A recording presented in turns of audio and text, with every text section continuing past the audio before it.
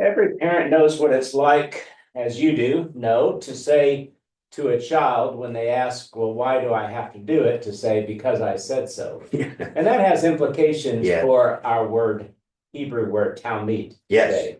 it certainly does. The easiest way to get something done is to be authoritarian. There's nothing more efficient than a dictator, and there's also nothing less loving than a dictator. And God is certainly much more loving in how he gives us the direction on how to teach. Make the connection for us Mhm. into the word that we're talking about, this Hebrew word today. Well, the word Talmud is the word that really only occurs a single time. In fact, I'll read you the verse quickly, and then we can talk about the word and then the other words that God used, and then why this word is unique and how it then should affect our philosophy of what now in the New Testament we refer to as discipleship. But originally it would have been Talmud, as pupil. First Chronicles 25. They cast lots for duties. Now, this is when they're making all of the temple assignments, and it's no longer the traveling tabernacle. It's no longer the wandering judgeship, but rather now it is fixed, and they're establishing. And so in Chronicles 25, it says they cast lots, the small as well as the great. And then he says the teacher as well as the pupil. And so they're drawing lots to see which kids go to follow which rabbi, which teacher. And the idea is that they're going to then be assigned not a class, but a life. We have a term, if you've ever taken philosophy, I know you have, peripatetic. Peripatetic is a walkabout philosopher. And so would used to have been that if you took a class, it wasn't a structured room where we have boards and tech and things like that were kind of tied to the outlet, but rather you'd walk through life, and your life lessons have application, and that's the Talmud.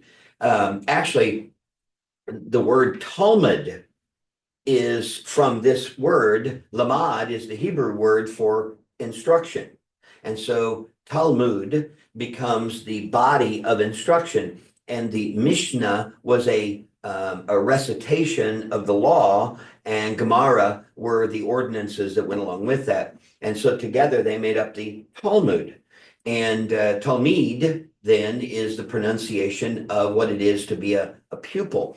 But once it gets written, it feels like all of a sudden it's static. Yeah, And the it point does. is we have to remind ourselves that these are things that happened Yep. and conversations that were had and life that was lived, and the instructions are written down from Oh, that yeah. reality. We have a static text, but we have a dynamic faith. Exactly. It's a good reminder. And those two things, if you do one without the other. Now, you mentioned a father. Recently, I was preaching actually at my son's church, and he had given me the passage, "Children, obey your parents."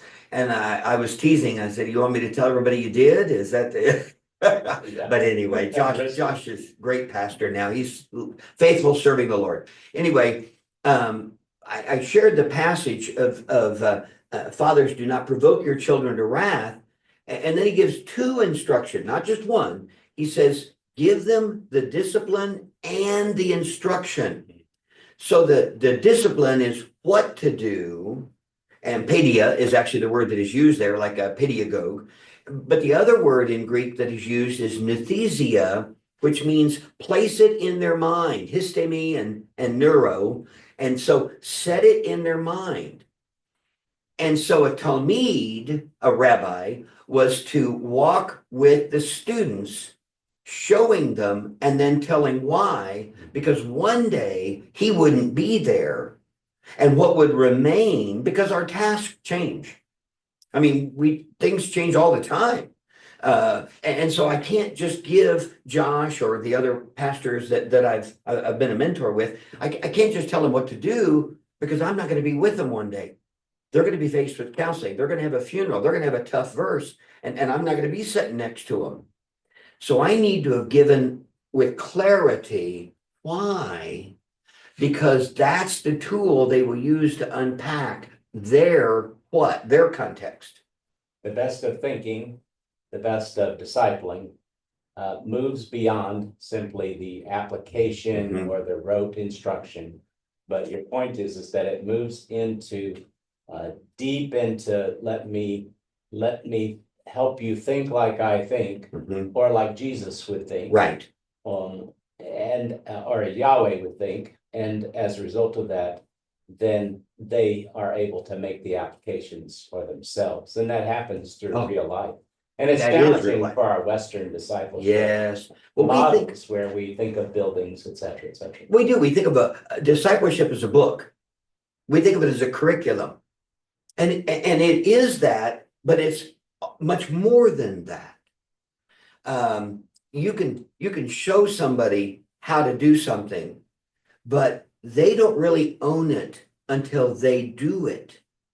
And as parents and now grandparents, we need to be actively helping those kids and grandkids do those tasks because time says we won't always be here. And we have to know that they're capable of doing them. Again, back with this, Josh called and there'd been an accident and one of the church family had died in a tragic head-on. And boy, Dad, what do I do? And he knew, he'd been with me 8 years, he knew, but he's now calling back to check to make sure he hadn't left something out. And I listed all the things that he was doing. I said, Josh, you got it. You listened well, you're doing fine, you haven't missed anything. Go honor the Lord and this family. And he did. And so, but I have also had calls where other pastors that we've mentored over the past will call and say, okay, I got this. What am I missing? What am I leaving out? And I may say, well, you also want to think of this, or here's a verse, or, those kind of things. But now the process that the rabbis would follow is the same thing we see in Jesus. He showed them what to do. I will make you fishers of men. And then they helped him. And then pretty soon he's kind of putting them up front and he's helping them. Yeah. And then finally they went from disciple to apostle. He sent them. And those are the 4 stages of discipleship. And really only one of them has a book. And so when we talk about, we have a discipleship class. Oh, that's step 1. True discipleship is Talmudim here at Talmud is to, I'm going to show you, you're going to help me. And then I'm going to step back and you're going to do it. And if you're afraid of messing up, you will. But I'm here. And then eventually you'll be sent. And that's the verses that if I can just share a couple of verses. Yeah. Deuteronomy 4 uses the cognate of that. He says, listen to the statutes and judgments which I am teaching, Talmud, to you to perform so that you may live and go in to take possession. So it's dynamic. You have the static Levitical law, rules by which to govern yourselves, which they needed because they'd been under Egyptian law. They had no legislative culture. I like to say immaturity begs for specificity. And they found it in all those laws, 613 of them. Yeah. Another one, the very next chapter, Moses summoned all Israel and said to them, hear, O Israel, the statutes and ordinances which I'm speaking in your hearing, that you may learn, there's Talmud, and observe them carefully. Mm-hmm. It's dynamic. Yeah. So I think when we talk about discipleship in a New Testament context, the error that we most easily make is to hand somebody a book or invite somebody to a class. Yeah. We need to invite them by this word into our life and not simply say what, but why. I often say that when we do that, we may sound smarter, but we haven't been helpful. That's right. We find ourselves impressing ourselves with what we know and then being overwhelmed by it as opposed to walking it out. I always tell people, don't want you to just know something. I want you to do something. That's right. To let it embody. Amen. Let's look at the word. Yes, I can show you the word. Sure. The word, it's basically a tau. It starts off, and then lamed. So, and then the mem, and that's not a final mem, yod, and then the final nun.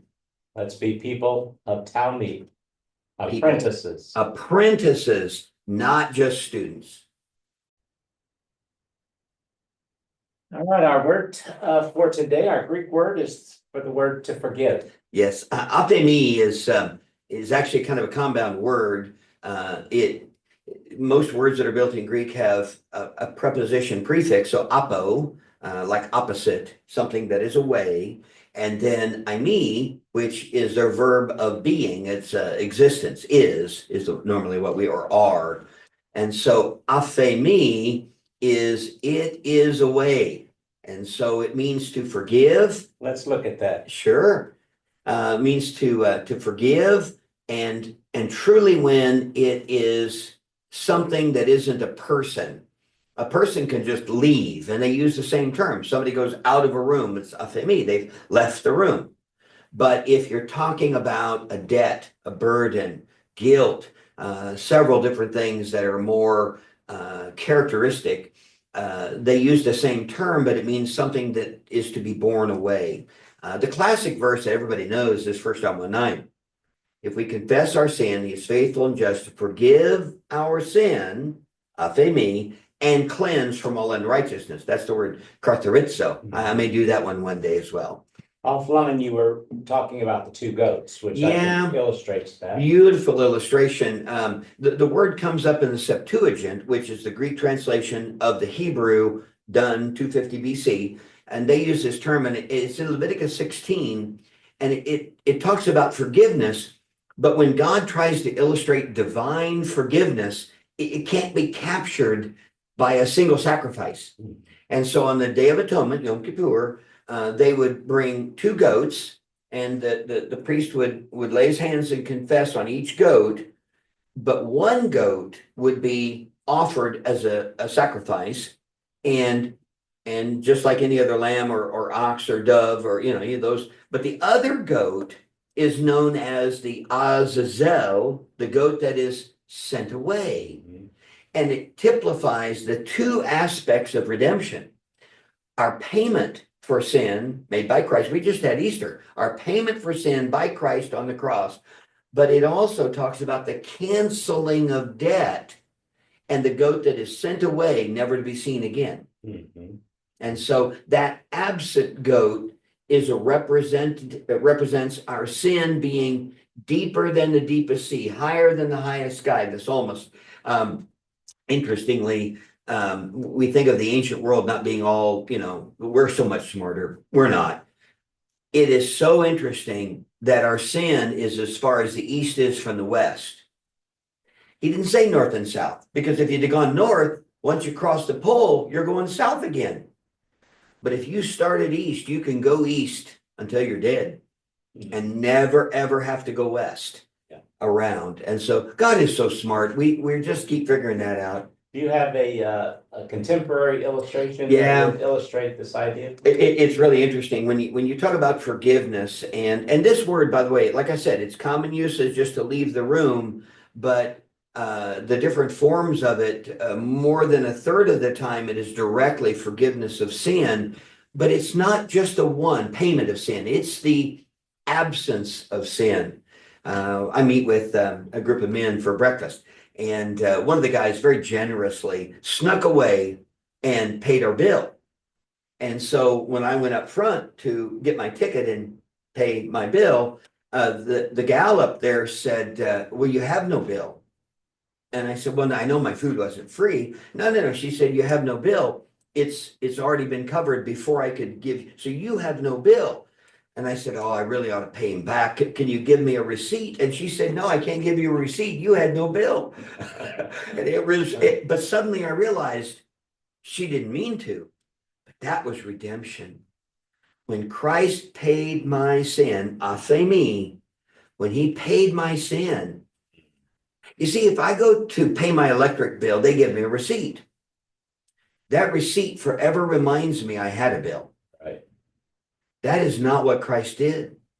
Christ settled my debt so that I never even got the bill. Yeah, may God help us to sort of embody that and experience that, not just from our head, but all the way to our toes. The ways in which our life is so radically transformed as a result of that truth. And it should inspire a depth of worship that he knew me before I was born, Jeremiah, knew I would have an insurmountable debt that I could not pay, and paid it in advance, in full, so that I was never even presented with a bill. It's not the cancellation of a debt. It is the difference between a pardon and commutation. You know, if a sentence is commuted, time served. But if I am pardoned, that crime, in fact, I one time I was using a children's illustration, and I walked in with one of those big pink erasers, and I had written forgiveness on it, because forgiveness is not God marking out my debt. He erases my debt. It was never there. And that is the difference. God's big eraser of forgiveness. And that really does illustrate what that is. That's beautiful. Other thoughts about this before we Oh, yeah, there are several verses that talk about that kind of forgiveness. But I also love the illustrations. D.L. Moody had a great sermon on forgiveness, and he was trying to reflect this very thought, that it's not a bill canceled, it's paid before you got the bill. Yeah. In full. And he said it's like burying the hatchet. We use that phrase in early American history, and I think most of us still know what that was, is that Native Americans in conflict would take one of their war hatchets and bury it as a symbol of peace between them. And D.L. Moody said that Christians sometimes bury the hatchet, but they leave the handle out and then grab it again. And it's like, no. True forgiveness is there's no handle showing. And Moody and Spurgeon, some of them were so practical. And I've always appreciated what that was. Our concept of forgiveness, I think, one last thought that I really wanted to bring home and make sure that we're clear, is that God gives us, like in the Lord's Prayer, forgive as we have been forgiven. Not the other way around, that I am forgiven and then I can forgive in my own measure. But he clearly says, forgive our debts as we have been forgiven, Matthew 6. So when I go to the Lord for forgiveness of a transgression, I know it's been paid in full, but my understanding, the dynamic aspect of this, is how I forgive others. And to forgive is not to forego justice. Right. And that is something else that we have to keep on our heart. Yes. Well, if I forgive him, he gets away with it. No, that was paid for the same way our sin was paid for. Forgiveness does not forego justice. That's right. So there are consequences, there are boundaries. It reminds me of back in the day when we walked with a woman whose husband had been murdered, and fast forward, and now the perpetrator is facing execution, and the media was coming to her and asking the question, so what do you think about this? And as she sat with me, I was able to say to her, remind them that you're not the one who made the judgment. Right. It was a jury and a judge who Right. set the execution. And so as a result of that, I'll never forget the letter that she wrote, where she expressed, I forgive you. Yeah. And you will face the consequences. Yeah. And there is a And the consequence. boundaries of this reality, and hoping that he would find forgiveness for Oh, himself in terms of. And he should have, as he was forgiven, he should seek forgiveness. It's interesting. When I teach people what it is to forgive, true forgiveness means I forgo my right to retaliate. There you go. I leave that. Vengeance is the Lord. Yeah. Now he may retaliate and has over time. Ask Ananias and Sapphira. Yeah. At the same time, if I forgive, I am foregoing, I am relinquishing any right of retaliation that belongs to the Lord. And the boundaries which we find the appropriate boundaries for self-care, for appropriate love of others, and then to reflect that with God. It's Not an easy subject, Nope. but a beautiful True word forgiveness. of forgiveness. Amen. The ways in which we live that out. And thank God, what kind of a world would it be? A barbaric world. Yeah, it is. Sometimes. A world without hope, were it not for the promise of that forgiveness. Amen.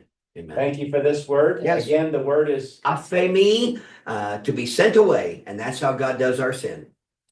apo and emi. I need.